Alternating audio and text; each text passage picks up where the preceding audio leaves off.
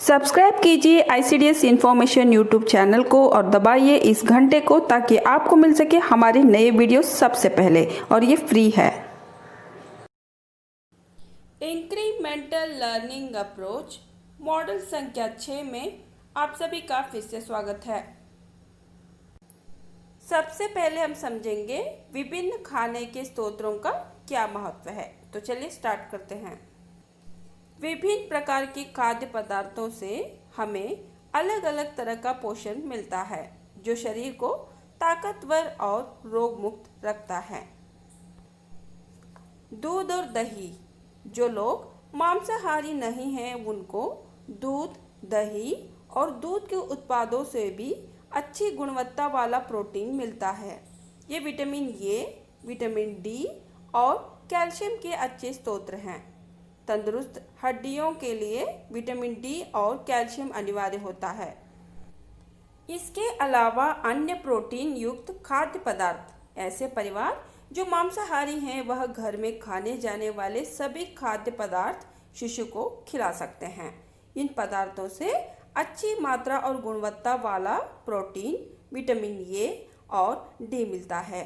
शिशु को दिए जाने वाला भोजन ठीक प्रकार से पका हुआ, मुलायम और अर्धठोस होना चाहिए। अब हम समझेंगे बढ़ते बच्चों को किस तरह के पोषण की ज़रूरत होती है। तो चलिए स्टार्ट करते हैं। विभिन्न कारणों की वजह से बच्चों को किसी वयस्क के मुकाबले में अधिक पोषण की ज़रूरत होती है। जैसे कि एक, विकास के लिए। पहले इसको समझ लेते हैं। पूरे बचपन के दौरान बच्चों की लंबाई और वजन बढ़ता रहता है। खास तौर से बच्चों के मां की कोख में होने से लेकर 2 साल तक। इसका मतलब है कि इस समय हड्डियों की लंबाई बढ़ती है, शरीर पर मांस बढ़ता है और शरीर के अंदरूनी सभी अंगों की भी बढ़त होती है। इस विकास के लिए प्रोटीन, विटामिन, जिंक और बहुत सारे कार्बोहाइड्रेट यानी कि ऊर्जा की ज़रूरत होती है। दूसरा, सीखने के लिए।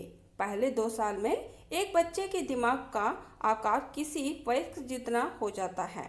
इस उम्र में बच्चा जैसे जैसे देखता, सुनता, छूता है उसकी याददाश्त बढ़ने लगती है और वह बहुत तेजी से सीखता है। शरीर की तरह ही दिमाग के विकास के लिए भी विभिन्न प्रकार के पोषण की ज़रूरत होती है। किसी भी तरह के पोषण की कमी का मतलब है कि सीखने की गति का धीमा हो जाना। तीसरा, गतिविधि के लिए। बढ़ती उम्र के साथ बच्चे की हर महीने गतिविधियां बढ़ती है, जैसे कि पलटना, रेंगना, बैठना, खड़ा होना और आखिर में चलना। वह धीरे धीरे ज़्यादा से ज़्यादा लोगों के साथ घुल मिलने, खेलने लगते हैं और चीज़ों को पकड़ने, उठाने, छोड़ने लगते हैं। बच्चों में गतिविधियां कम होने का मतलब है उसके सीखने और शारीरिक विकास दोनों में कमी आ रही है।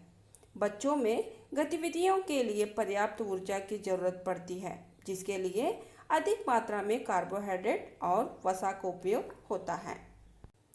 आखिर में संक्रमणों से लड़ने के लिए इसके बारे में समझ लेते हैं।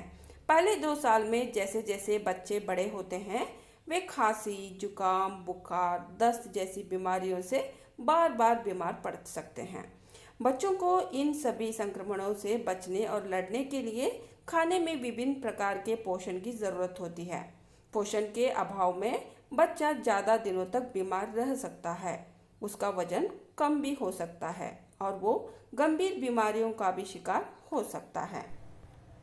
फिर से एक बार बढ़ते बच्चों को किस तरह के पोषण की ज़रूरत होती है समझ लेते हैं। विभिन्न कारणों की वजह से बच्चों को किसी वयस्क के मुकाबले में अधिक पोषण की ज़रूरत होती है। जैसे कि एक, विकास के लिए। दूसरा, सीखने के लिए। तीसरा, गतिविधि के लिए। चौथा, संक्रमण से लड़ने के लिए। इसी तरह कोख में पल रहे बच्चों के लिए गर्भवती माता को भी अधिक पोषण की ज़रूरत होती है। आज इस वीडियो में हमने समझा विभिन्न खाने के स्रोतों का क्या महत्व है और उसके साथ बढ़ते बच्चों को किस तरह के पोषण की ज़रूरत होती है। तो अगले वीडियो में मिलते हैं, तब तक के लिए धन्यवाद।